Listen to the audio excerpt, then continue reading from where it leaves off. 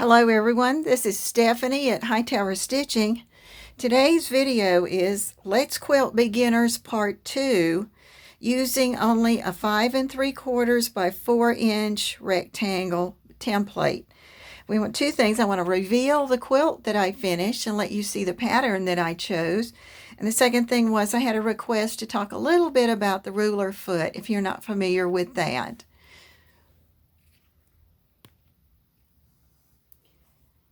I wanted to go back and have us look at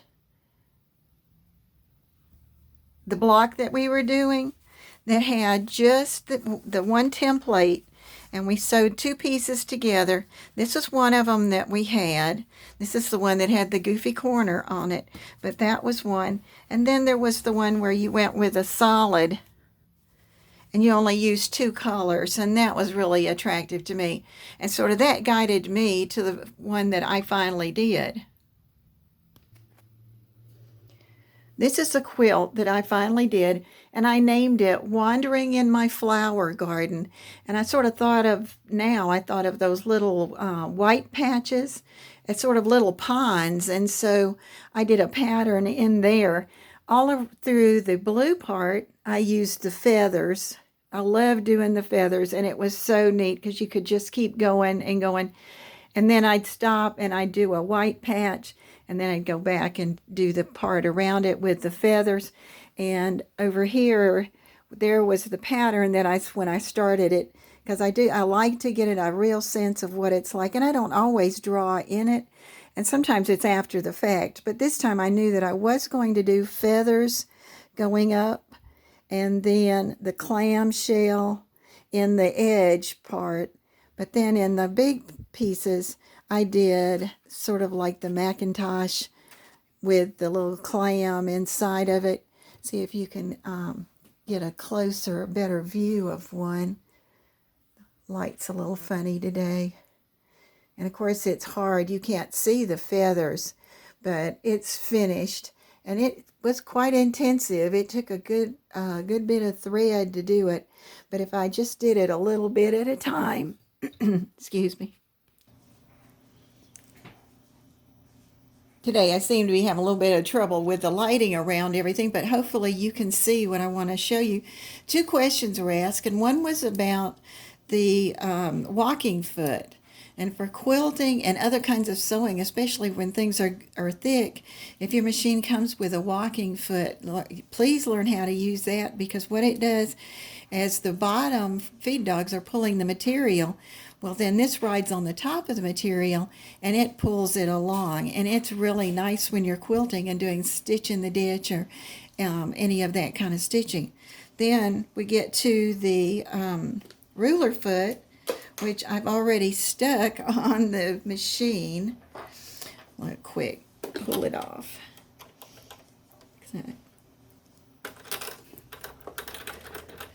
This is one that I really like, and it came with a set of templates that I got.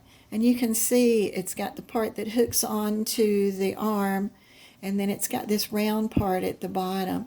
And it's really nice. I really like it for quilting, and then I like it for using with to use it with templates. And I'll give you a real quick showing of that. Let me get this screwed back on. And that part that I was showing you that is long, and when you put the screw in there, you can set this where it's going to be. So I don't tighten it up until I set it on my machine. I've got it hooked a little bit lightly in there.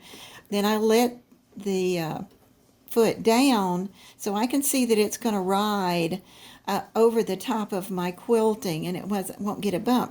But if you decide that it's a little bit too loose or too tight, then you just go up there and you tighten it where you want it. But be sure you go back and tighten it up.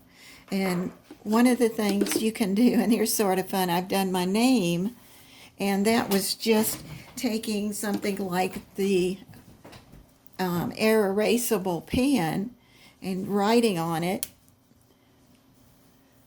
whatever you would like to write, and then following it. And so the other thing is, and that's free motion, but you can also do your free motion You put your needle down, and usually I wear my gloves because it's easy to grasp it, but this one is so short. This is a small, so this is like a sampler to work on.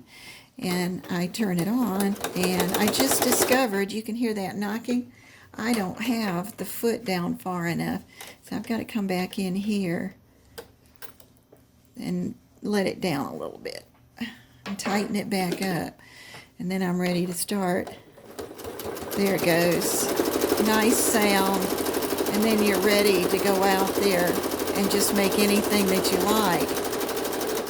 And the other thing that's nice about it is that you can, if you want to make a really straight line, this is just a board that I have, and I've put some sandpaper on it.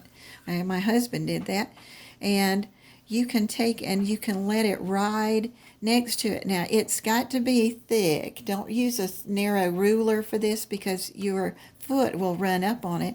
But I can just hold this with my hand, turn it on, and then run it along there. And then when I take it off, I've got a nice straight line.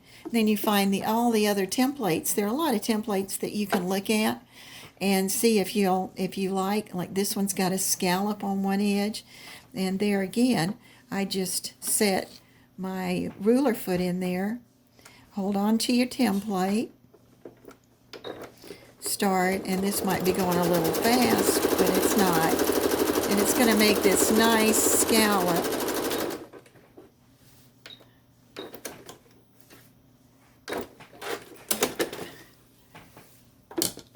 And it doesn't take very long, and you get the nice uniform looking things. And so that's just a little bit about a ruler foot. And this particular one did not come with my sewing machine. And there was a set of templates, and they ask you if you have a high shank or low shank, and then they say, and what your machine is, and then they send you the one that goes for your machine. So this is Stephanie at Hightower Stitching. I hope you'll try that other quilt that only has one template. It's a lot of fun, and you can make a scrappy quilt or make it all solid like I did. And then look at and see if you have a walking foot, and look and see if you're interested in getting a ruler foot. Thank you. Please subscribe, and if you have any comments, please leave comments. Thank you.